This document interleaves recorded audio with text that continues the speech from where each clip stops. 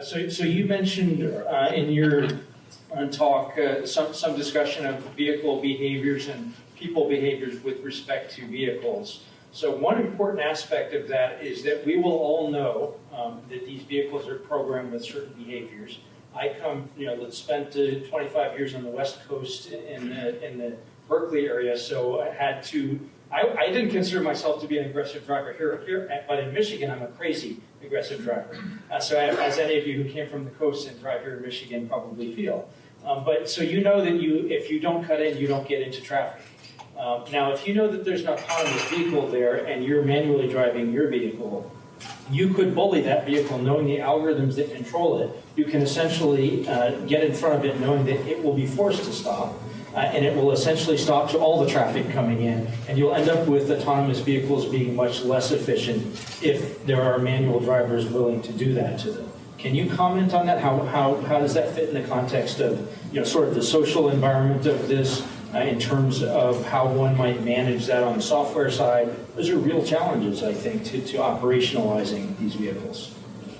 So that's a great question. I mean, there's two parts to that. One is what you just described, that when does the automated driving vehicle, quote unquote, break the law? If there's a car that's stopped on a 2-lane road, I'm going to need to cross the double yellow line to get around it. I can't sit there forever. And telling it when it's okay to break the rules is going to be an important part, and when to get a little bit closer. Some of these automated driving vehicles, for example, when they're going next to a truck, will go away from the truck a little bit to the edge of the lane instead of being perfectly in the center, taking those humanistic tendencies into account, that we just feel a little bit better, not as creeped out when we're so close to a big giant truck next to us. Even though you're perfectly safe, that's just how we want to be. But the other challenge of what you described is certainly one that there isn't really a good way around it. That if I'm at a sports stadium and I ask my car to come pick me up, well, the first thing I'm going to do is cut that car off and prevent him from getting there, right?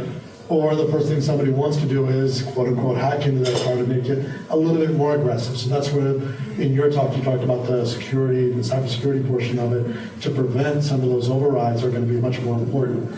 But one more portion is the pedestrian aspect, which you guys are doing well and get a lot of good data on, is how do people really react to that to a vehicle that's that. There's been studies that have been done where they take a right-hand drive car and they block out the visibility of that person in the steering wheel. So you think that nobody's driving the car just to see how pedestrians will react. And getting the live footage of that has been really funny to watch sometimes, that people get really creeped out by it, that they literally will walk around it, staring at it, thinking that it's going to jump out and get them, even when they're to the side or behind the car. So a lot of public education is going to be an important part of it, just like when we've introduced any technology, even if we say passive entry or ABS, that public education is an important part of what's going to make it a much wider acceptance. I have something to add to this as well. There's some great work done by Andreas Papadopoulos, who has studied the, let's say, throughput of intersections, including the algorithms you can use for self-driven vehicles. And he was able to show that if you see the movie, it is it's a video. It looks crazy, where kind of vehicles are coming from all sides of this intersection, and they're just randomly they are just crossing.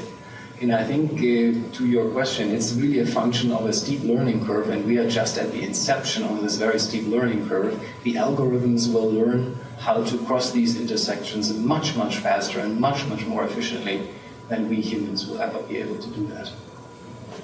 I mean, the other part is going to be the car to the pedestrian communication. Right now, as I said, there's a lot of indirect communication that we have, that you stare someone down, the pedestrian telling him not to cross because I'm not slowing down for you. And those visual cues our cars are going to have to give to that pedestrian or to the other traffic, that I'm at a higher priority level right now because I've been sitting here for a while. I'm going to come closer to you in order to be able to get through eventually and not be last in line.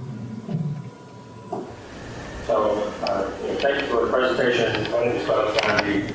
I'm in the automotive motor supply industry. The question I have is a takeoff of perhaps Andreas' presentation, where he shows that as we move from today's vehicles to autonomous vehicles and AI, there's a progression that we're moving toward.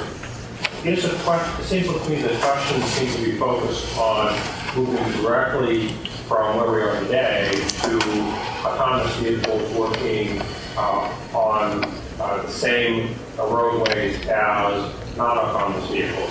Wouldn't it be more logical, and should the discussion also be focused on having a separation where you have your automated vehicles that are on a separate track? I went to West Virginia University many, many years ago, and they had a personal rapid transit system that was built separate from the roadways. It was a way to move students from one campus to another campus, had multiple cars coming from different campuses, coming into a central system, and then splitting off as necessary to the points that we're going on to. Is there a discussion, and perhaps you could speak a little bit about what that discussion looks like today as to what that progression is from where we are today to where we're going to go? Yeah, absolutely. The discussion is there. I had the privilege to be part of the World Economic Forum Automotive Task Force for this topic for Davos. So we talked about this for a year to prepare it for Davos. And I wrote a blog about it as well. And if you have dedicated lanes, as Tejas alluded to in his presentation, or if you have dedicated sections in the city that are exclusive to autonomous vehicles, you obviously can have autonomous vehicles much faster because the human factor in this mix is really disturbing. And we create a lot of the crashes. And if you take this out of the equation, you can have autonomous vehicles a lot faster. Interestingly, I see this as a competition between cities, because whatever city makes this step first to create the legal framework and sets up their infrastructure in a way to allow self-driven vehicles in a particular sector, I think this city will be the city with the first autonomous fleet. I'm afraid here in the United States, we will not be the first, because there are cities out there in other parts of the world, Singapore to mention one, where field tests like this are already underway. So maybe another comment with respect to that. One of the interesting aspects of this is the social aspect. When we have a crash of an autonomous vehicle, you see it in the news and it's a big deal. Even in for example, the recent Uber case, the crash was caused by the other vehicle. And yet the thing that people will remember in the news is that there was a crash and a car was on its side and it was an autonomous vehicle involved. And so the psychological aspect of that's very difficult to get over. I mean, even if we poll this audience, how many of you are above average drivers? And how many of you are below average drivers? Both.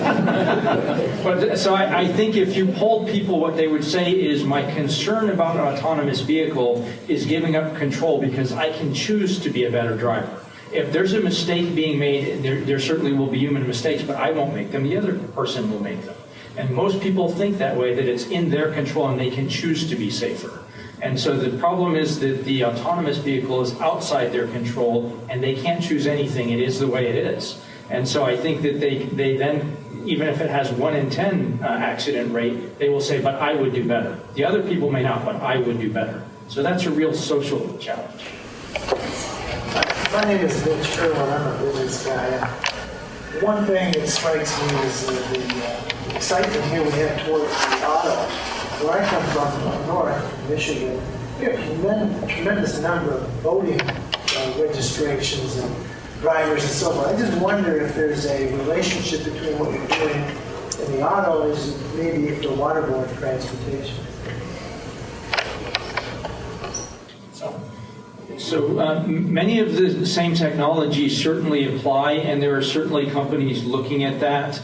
I think the subtle difference, though, is the cost of watercraft and the rate at which they're produced and the power available to them. There are a lot of factors that limit the application, or at least the rate of application. I'm sure that you will shortly see at least powered watercraft with capabilities like this. For example, automatically putting themselves back in the dock.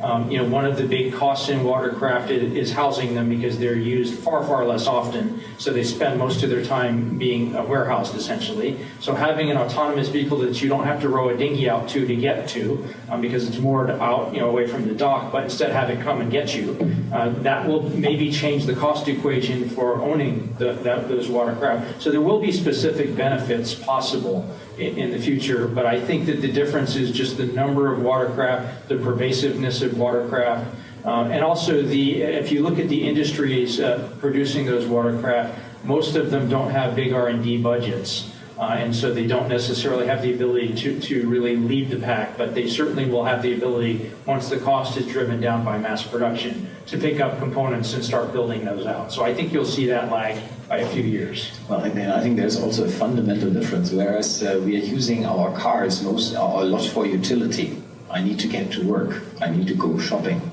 The vehicles that you are referencing are mostly used for fun. And why would I take out the fun?